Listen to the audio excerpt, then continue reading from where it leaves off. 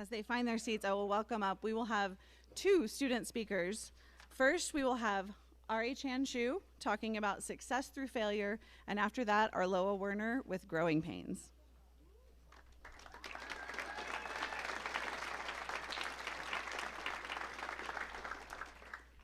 When I first came to Santa Fe Preparatory School, I knew it was going to be hard, challenging, and rigorous.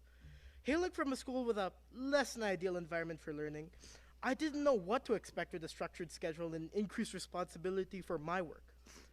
At first, I did well, got along with my classmates, understood the material, and overall had a great time.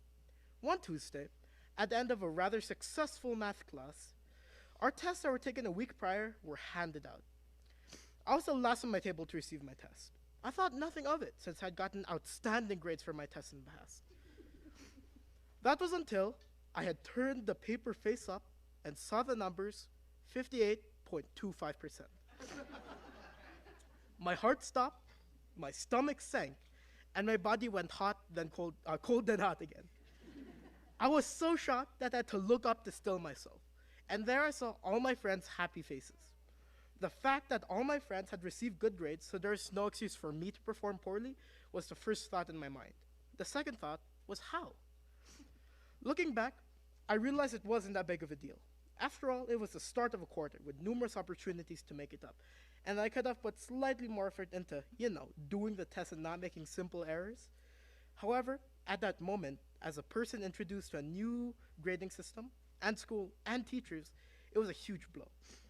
I thought that I had studied well, understood the material well, and focused well, and was adequately smart to boot. But the paper in front of me said otherwise. As I went through the day, dreading what my parents would say, phrases like, "I thought you said you studied, Ed. How could you let this happen? Are you dumb or something?"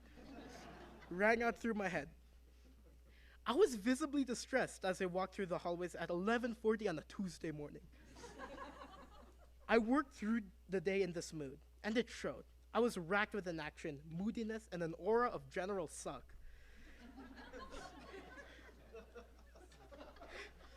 As I finished off my day, papers disorganized and haphazardly shoved into my backpack, and my water bottle's lid was barely on, my psyche was a jumbled mess.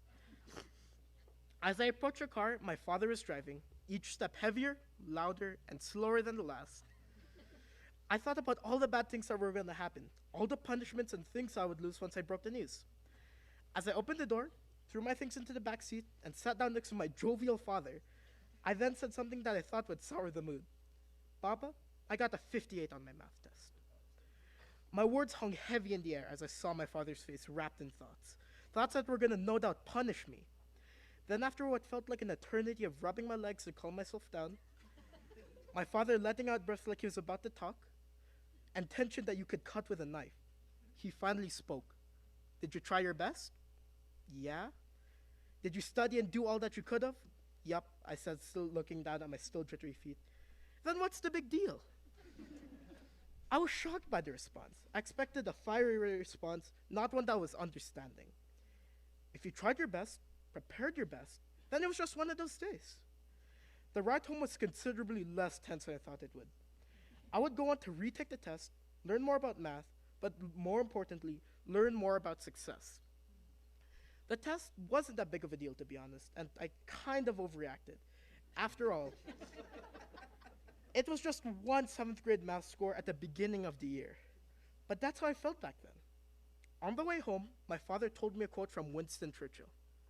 "Success is not final, and failure is not fatal." That quote no doubt helped me in situations in which I failed tests, didn't do well on homework, or did poorly on something outside the school. Now I understand how to deal with failure, and that skill has helped me for all my time at prep, and for sure will help me indefinitely. Thank you.